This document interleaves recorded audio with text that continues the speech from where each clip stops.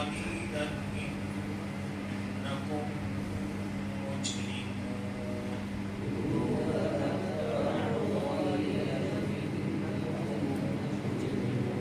ويل يومئذ للمكذبين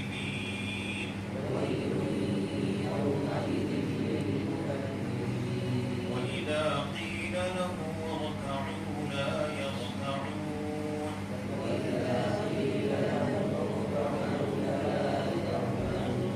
ويل يومئذ للمكذبين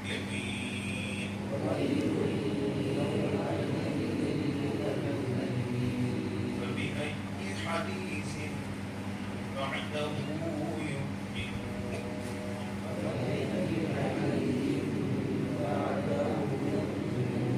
صدق الله العظيم.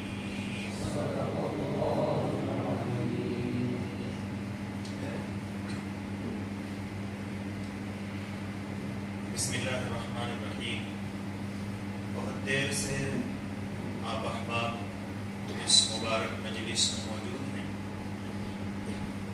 حقیقت یہ ہے کہ یہ جہاں ان بچوں کے لیے سعادت کی بات ہے کہ اللہ کا پاک کلام ان کے سینوں میں محفوظ ہو گیا اور اس دنیا میں جو نعمتیں ہیں ان میں سب سے بڑی نعمت وہ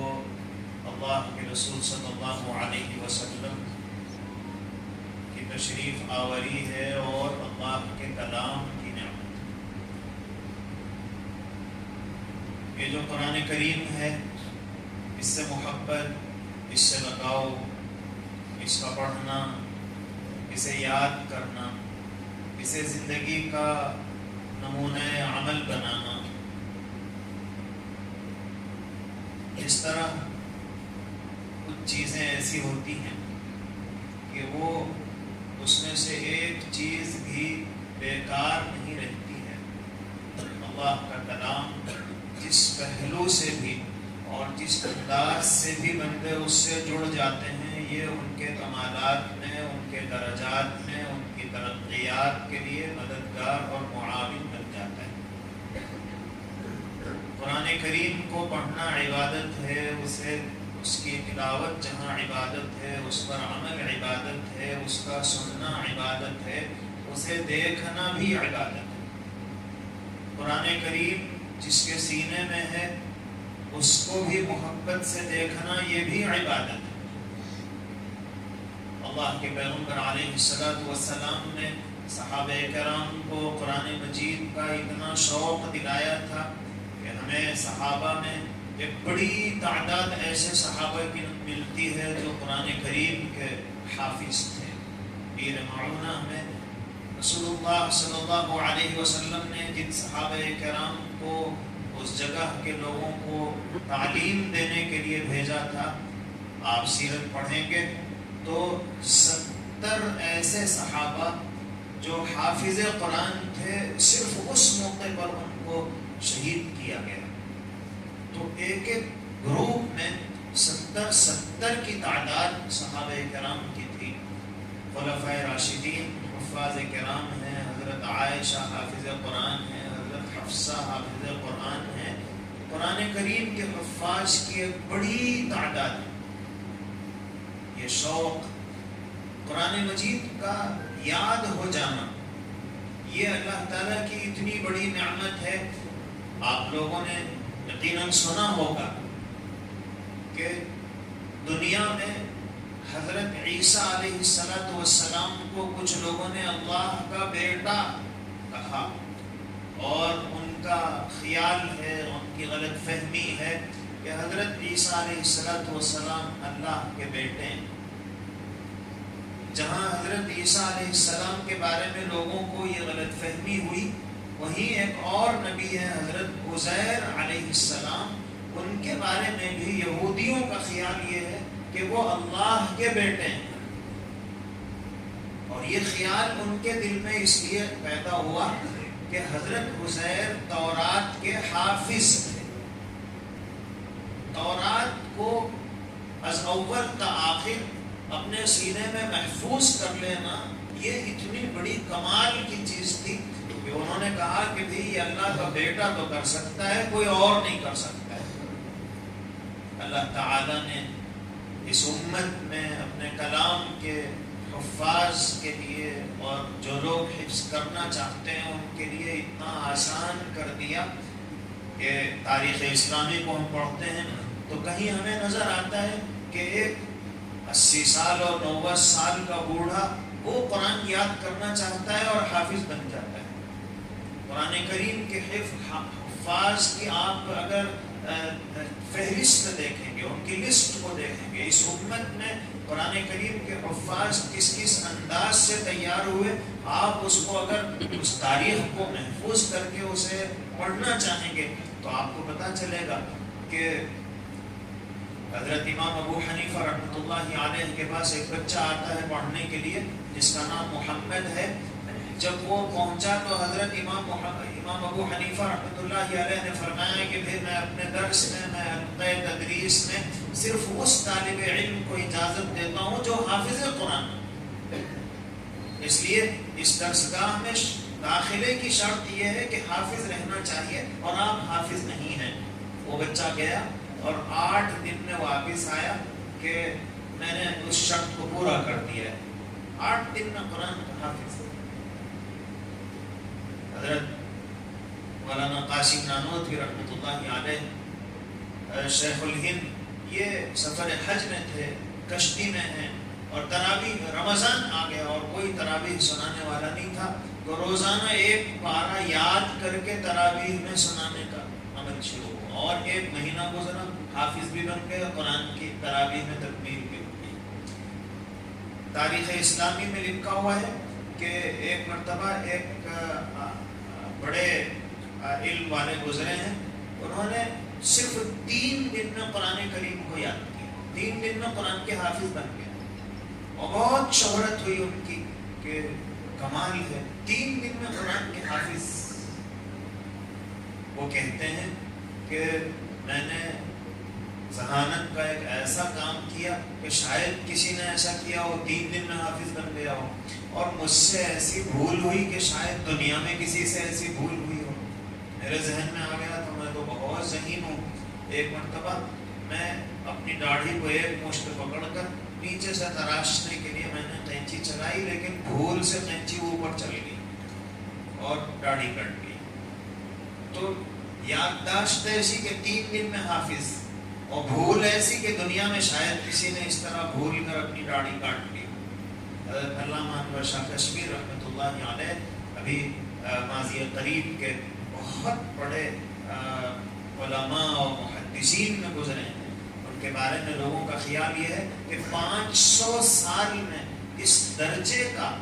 علم حدیث کا ماہر اور قانون شریعت کا ماہر شاید کوئی گزرا ہو۔ ان کے ایک مرتبہ سہارنپور کے اسٹیشن پر وہ ٹرین سے اترے، ایک سکھ، اس نے ان سے ملاقات کی اور کہا کہ میں مسلمان ہونا چاہتا ہوں۔ تو انہوں نے پوچھا کہ بھی آپ کو کون سی چیز اچھی لگی؟ تو اس نے کہا کہ میں نے آپ کا چہرہ دیکھا، مجھے دیکھ کر یہ یقین ہو گیا کہ یہ جس مذہب کا آدمی ہے وہ مذہب غلط نہیں ہو سکتا ہے۔ اتنا نورانی اور مبارک ان کا چہرہ تھا کہ صرف ان کے چہرے کو دیکھ کر ایک آدمی مسلمان ہو گیا۔ اور اللہ نے ذہانت اس بلا کی دی تھی کہ ایک مرتبہ دارالعلوم دیوبند کا جو کتب خانہ ہے، ہزاروں کتابیں، فرمایا کہ اگر یہ سارا کتب خانہ اللہ نہ کرے کسی وقت اگر جل جائے، کوئی حادثہ پیش آ جائے، تو ساری کتابیں وہ لکھ سکتا ہوں، صرف 3 کتابیں ایسی ہیں جو میں لکھ نہیں سکتا ہوں، ان میں سے قرآن کریم۔ قرآن کے حافظ نہیں تھے اور ہزاروں کتابیں پڑھنے کے بعد ازبر یاد ہو جاتی۔ تو یہ اللہ تعالیٰ کا ایک عجیب اللہ کی قدرت ہے کہ انتہائی ذہین لوگ اللہ تعالیٰ یہ بتانا چاہتے ہیں کہ دیکھو بہت ذہین ہیں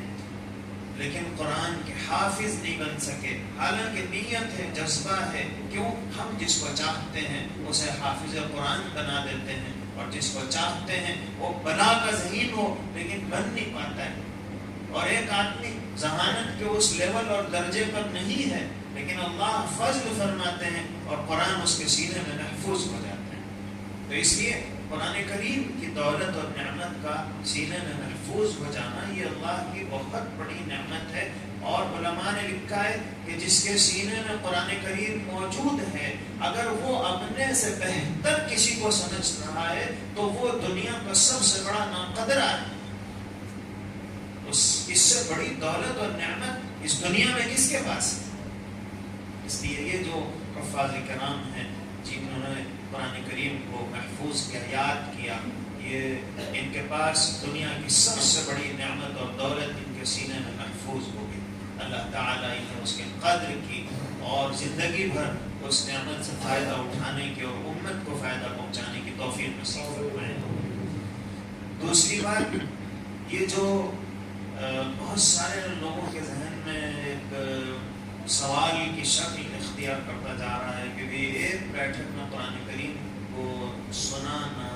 یہ کیا قرآن کا حق ادا ہو سکتا ہے اور کیا یہ ٹھیک ہے؟ یہ اصل میں آپ تاریخ اسلامی کو پڑھیں گے تو پتہ چلے گا کہ ایک رات میں قرآن پڑھنے والا ایک دن میں نہیں بلکہ آدھے دن میں قرآن کریم کو مکمل کر لینے والے، آپ تاریخ اسلامی کو پڑھیں گے تو آپ کو پتہ چلتا ہے کہ عصر کے بعد انہوں نے پڑھنا شروع کیا اور سورج غروب ہونے سے پہلے قرآن کو مکمل کر دیا۔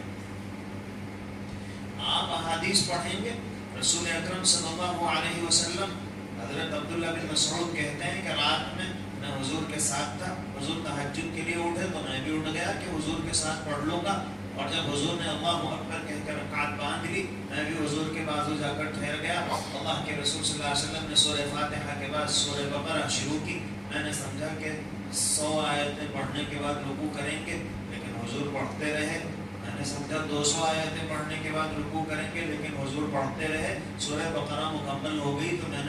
نے سوچا کہ اب رکوع کریں گے، لیکن اللہ کے رسول صلی اللہ علیہ وسلم نے اس کے بعد کی سورت شروع کر دی۔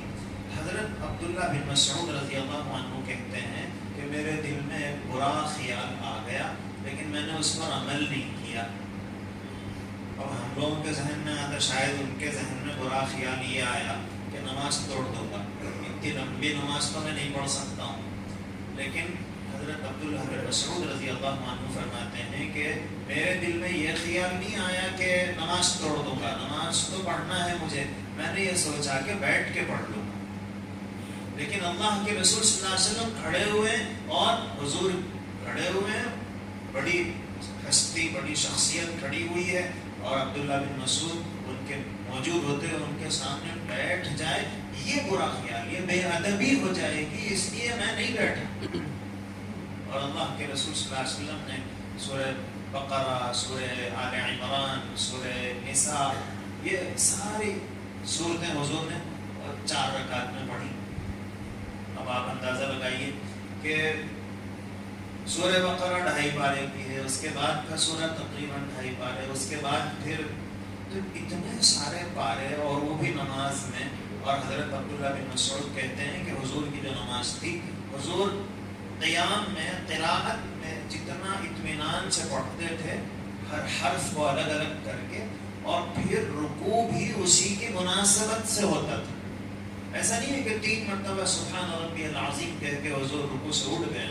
جتنی دیر تک حضور قیام میں تھے اسی کی مناسبت سے رکوع کرتے تھے، اور اسی اعتبار سے رکوع کے بعد کھڑے ہوتے، اور سجدے میں بھی اتنی ہی لمبی حضور کا سجدہ ہوتا تھا۔ اب اگر آپ اس کو ٹائم میں کنورٹ کرنے کی کوشش کریں گے تو رات بس نہیں ہوتی ہے، لیکن اللہ کے رسول صلی اللہ علیہ وسلم تہجد میں ان سب چیزوں کو حضور نے پڑھا ہے۔ تو اصل یہ ہے کہ ایک ہے اللہ کا کلام اور ایک ہے اس کی برکت۔ برکتیں بھی اس کلام کی ظاہر ہوتی ہیں کہ کم وقت میں اللہ تعالیٰ اپنے کلام کو زبان پر جاری فرماتے ہیں، وقت میں برکت ڈال دیتے ہیں۔ حضرت شیخ زکریا رحمۃ اللہ علیہ کے حالات میں لکھا ہوا ہے، خود کہتے ہیں کہ ہماری جو دادی تھی وہ انہوں نے مجھے پابند بنا دیا تھا کہ فجر کے بعد سے جب تک پورا قرآن پڑھے نہیں، ناشتہ نہیں۔ تو حضرت شیخ زکریا فرماتے ہیں کہ روزانہ فجر کے بعد سے میں قرآن پورا مکمل پڑھنے کے بعد ناشتہ کرتا تھا. اب ظاہر ہے کہ یہ بچے تو صبح 4 بجے سے اب تک قرآن پڑھے. حضرت شیخ تو چند گھنٹوں میں قرآن کو مکمل پڑھ لیتے. تو یہ جو قرآن کریم کو مکمل پڑھ لینا ایک دن میں، اس بارے میں جہاں یہ احادیث ہیں کہ پھر قرآن کو اطمینان سے پڑھنا چاہیے، تدبر کے ساتھ پڑھنا چاہیے اور اس کو ترتیل کے ساتھ پڑھنا چاہیے، وہیں قرآن مجید سے اپنے تعلق کو مضبوط بنانے کے لیے اور قرآن مجید کو ازبر کرنے کے لیے تاریخ اسلامی میں یہ طریقہ بھی موجود ہے کہ ایک دن میں اس کو پڑھنے کی کوشش کی جائے. کتنے لوگوں کے حالات آپ کو ملیں گے کہ وہ صبح سے شام تک اپنی مصروفیتوں کے ساتھ مسلسل تلاوت کرتے رہتے تھے اور شام ہوتے ہوتے ان کا قرآن مکمل ہو جاتا تھا. تو اس لیے اس بارے میں بہت زیادہ تشویش اور سوال کی ضرورت نہیں ہے. ہاں، پڑھنے والوں کو اور سننے والوں کو اس کے ادب اور احترام کو، اس کے تلفظ کی رعایت کو باقی رکھنے کی پوری کوشش کرنا چاہیے. تیسری بات جو مجھے اس وقت عرض کرنی ہے وہ یہ ہے کہ یہ جو بچے ہیں، ان کے جو والدین ہیں وہ بھی بڑے خوش نصیب ہیں. اللہ نے ان کے بچے کو یہ نعمت اور دولت عطا فرمائی اور کل قیامت میں وہ اپنے ان بچوں کی برکات سے محروم نہیں رہیں گے. دنیا میں بھی آپ اپنے خاندانوں میں دیکھیں گے کہ کسی کے 4 بیٹے ہیں، 5 بیٹے ہیں، 3 بیٹے ہیں، لیکن اس میں جو بچہ حافظ قرآن ہوتا ہے، عالم دین ہوتا ہے، وہ اپنے دوسرے بھائیوں کے لیے بھی اس کی حیثیت مشیر کی بن جاتی ہے، سرپرستی کی بن جاتی ہے، اور وہ دوسروں کو بھی مشورہ دینے کے قابل رہتا ہے. اس سے بڑے عمر کے بھائی بھی اس کے محتاج ہو جاتے ہیں، اس سے مشورہ کرتے ہیں. اللہ تعالیٰ دنیا میں بھی اس کے ذہن کو اس طرح کھول دیتے ہیں اور اپنے والدین کے لیے وہ جتنا سکون کا باعث بنتا ہے، دوسری اولاد اگرچہ کہ وہ خدمت گزار ہو تب بھی وہ اس کے لیول کو نہیں پہنچ پاتی. تو جب دنیا میں یہ برکتیں ظاہر ہوتی ہیں، آخرت میں تو اللہ کے رسول صلی اللہ علیہ وسلم نے فرمایا کہ سورج سے کہیں زیادہ روشن تاج اللہ تعالی حافظ قرآن کے والدین کو پہنائیں گے. ہماری دعا ہے اللہ تعالیٰ ان حافظوں کو اپنی زندگی کی آخری سانس تک اللہ کے کلام کی قدردانی کی توفیق عطا فرمائے اور کل قیامت میں ان کے والدین اس سعادت کو ضرور پانے والے بن جائیں. تیسری بات جو مجھے اس وقت عرض کرنی ہے کہ یہ جو ادارہ ہے یہ اپنی ابتدا سے جس وقت اس کی شروعات ہو رہی تھی تو مفتی عبدالغنی صاحب، حافظ عبداللطیف صاحب اور ہمارے ان اساتذہ میں بہت سے اساتذہ وہ ہیں جو اس وقت اس مشورے میں شریک تھے، ہمارے کچھ اور دوست احباب بھی تھے. تو ہم آپس میں یہ مشورہ کر رہے تھے کہ ایک ادارہ موجود ہے، پھر سے ایک ادارہ کیا مناسب ہے، کیا اس کی ضرورت ہے، لوگوں میں اس کے بارے میں کیا خیال پیدا ہوگا کہ ایک ادارہ ہے پھر سے ایک ادارہ شروع کر رہے ہیں. تو اس وقت میں نے یہی کہا تھا کہ ہمت کر کے اور اچھے ارادوں کے ساتھ، اچھے عزائم کے ساتھ، نیک نیتی کے ساتھ ہمیں ادارے کو شروع کرنا چاہیے، اس لیے کہ دین انسانوں کی زندگیوں کے اندر آ جائے اور یہ دین دنیا میں محفوظ رہے. یہ جو بچے حافظ قرآن بنے ہیں اور جن والدین نے ان بچوں کو حافظ بنایا اور جن احباب نے اس ادارے کو تعاون کر کے ان بچوں کے لیے قرآن کے یاد کرنے کا ماحول بنایا، اس کے لیے انہوں نے سہولتیں فراہم کی ہیں، ہم سب کے ذہن میں ایک چیز بالکل واضح ہونی چاہیے کہ یہ جو ادارے ہیں ہندوستان میں اور پورے عالم اسلام میں، یہ جو دینی مدارس ہیں، ان دینی مدارس کے قیام کا مقصد یہ نہیں ہے کہ بچے کو امامت مل جائے. ان دینی مدارس کے قیام کا مقصد یہ نہیں ہے. اسی لیے لوگ پوچھتے ہیں ارے بھائی مسجدہ کتنے ہیں، اتنے حافظہ بنائے تو مسجدہ ہی نہیں ہے، پھر یہ لوگ کہاں امامت کرتے ہیں. یعنی ہمارے ذہن میں یہ ہے کہ بچہ حافظ بن گیا تو اس لیے بن رہا ہے تاکہ وہ امامت کرے، اس کو روزگار ملے. مدرسے کتنے ہیں بھائی، اتنے بچے عالم بن گئے تو کون سے مدرسے میں پڑھاتے ہیں؟ اس واسطے ایک مرتبہ ایک صاحب ابھی چند دن پہلے ان سے ملاقات ہوئی تو کہنے لگے کہ مولانا میں حافظ ہو چکا ہوتا تھا اور لیکن جب میرے والدین نے حفظ کے لیے مجھے شریک کیا تو ہمارے چچا وغیرہ ایک محلے میں بہت سمجھدار صاحب تھے، ٹیچر تھے، تو انہوں نے مجھے بلا کے پوچھا کیا بننا چاہ رہے تم؟ حافظ۔ اچھا گاؤں میں کتنی مسجدیں ہیں؟ بولے 2۔ امامہ ہے اس میں ہے، تم بن کے کہاں امامت کرتے؟ تیسری مسجد ہی نہیں ہے، اولا ہو گیا جب کچھ تو بھی پڑھ، ٹیچر بن، کچھ بن۔ بولے ان کے اس بولنے کے بعد سے میں حفظ کا ارادہ میں نے ترک کر دیا۔ تو ہم لوگوں کے ذہن میں یہ ہے کہ یہ جو دینی مدرسوں میں پڑھنے والے بچے ہیں یہ پڑھ کر کسی روزگار سے جڑ جائیں گے، ان کو کہیں امامت مل جائے گی، کہیں یہ مدرسے میں پڑھائیں گے، ان کے روزگار کا مسئلہ حل ہو جائے گا، ان کو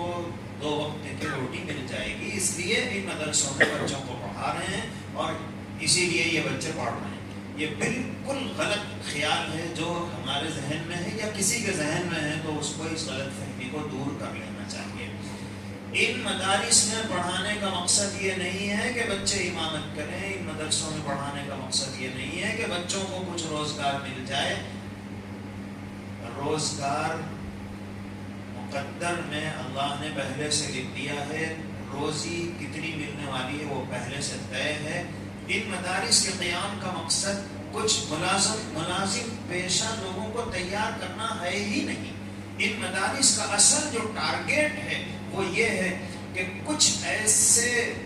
اس دین کے شیدائی اور فدائی اور اس دین کے لیے اپنی زندگیوں کو وقف کرنے والے تیار ہو جائیں کہ اس عالم اسلام میں، اس پورے کفر کے اس ظلمت اور تاریکی میں وہ ہدایت کی شمع بن جائیں اور اللہ کا دین اس دنیا میں محفوظ رہے۔ اس کے لیے کچھ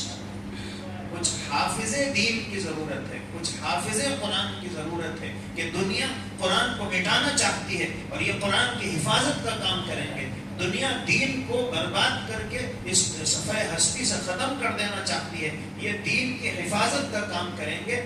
روزگار تو اللہ، روزی تو اللہ دیں گے۔ اور آپ قرآن کریم کے اس وعدے کو کہ یرزق من یشاء بغیر حساب،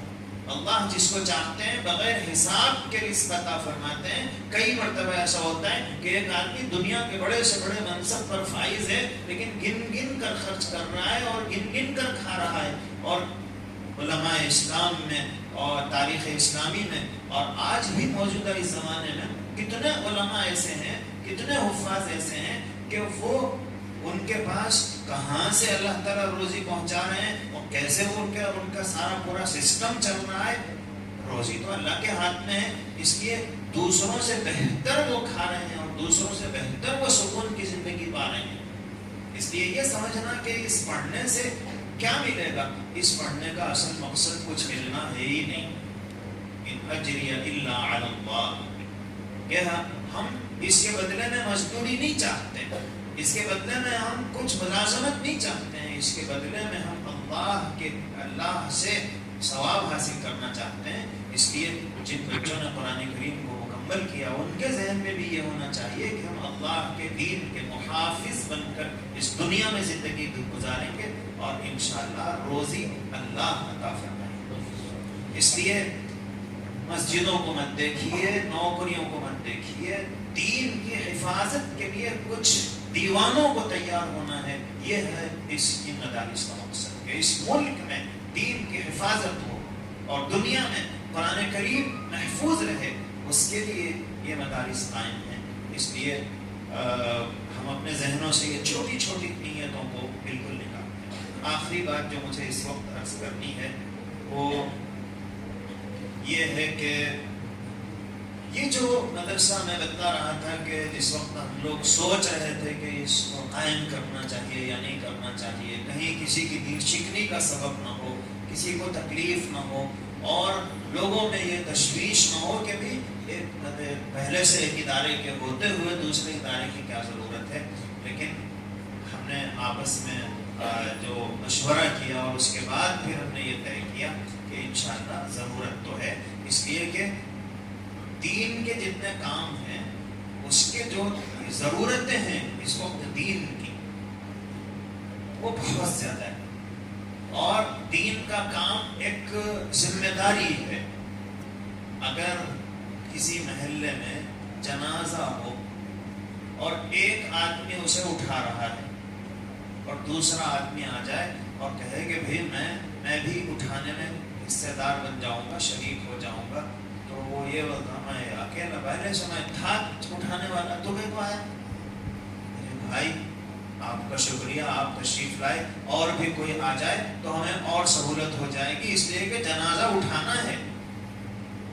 امت میں دین کی حفاظت اور بقا کا انتظام کرنا ہے۔ ایک ادارہ موجود ہے اور کوئی اور ادارہ اگر شروع ہوتا ہے تو پھر اس دین کے ذمہ داری کو اٹھانے میں وہ بھی اگر شریک ہو رہے ہیں تو وہ تو ہمارے ان کے ممنون ہیں اور مشکور ہیں کہ وہ دین کے بوجھ کو اپنے کندھوں پر اٹھانے کے لیے تیار ہو گئے۔ اس لیے اداروں کا وجود یہ کوئی غلط چیز نہیں ہے۔ ہاں، آپس میں تحاسد، آپس میں ایک دوسرے کے پیر کھینچنے کا کام نہیں ہونا چاہیے۔ محبتوں کے ساتھ اللہ کو سامنے رکھ کر، دین کے تقاضوں کو سامنے رکھ کر، اخلاص اور للہیت کے ساتھ جب دین کے کام کیے جاتے ہیں تو برکتیں ہوتی ہیں۔ اور الحمدللہ پہلے سے جو ادارہ ہے وہ بھی چل رہا ہے، یہ ادارہ بھی کافی کامیابی کے ساتھ آگے بڑھ رہا ہے، اور بھی مزید ادارے کام کر رہے ہیں۔ امت میں مزید ضرورت ہے کہ اچھے سے اچھے ادارے اور بہتر سے بہتر انتظام کے ساتھ بچوں کو اخلاق کے ساتھ تعلیم کا انتظام کیا جائے۔ اور اس مدرسے کی ایک خصوصیت یہ بھی ہے کہ اس مدرسے میں پڑھنے والے بچے، پڑھانے والے اساتذہ محبت کے ساتھ، اپنائیت کے ساتھ، جذبات کی رعایت کے ساتھ اور اخلاص اور للہیت کے ساتھ بچوں کو تعلیم دے کر ان کو کسی قابل بنایا جائے اور امت کے لیے، گھر کے افراد کے لیے مفید بن سکے، اس کی کوشش ہو رہی ہے۔ اللہ تعالیٰ قبول فرمائے، اور آپ حضرات اس ادارے کی طرف ضرور توجہ دیں، اور جتنے ادارے ہیں ان سب کو اپنی توجہ کا مرکز بنائیں۔ میرے بھائیوں، اس وقت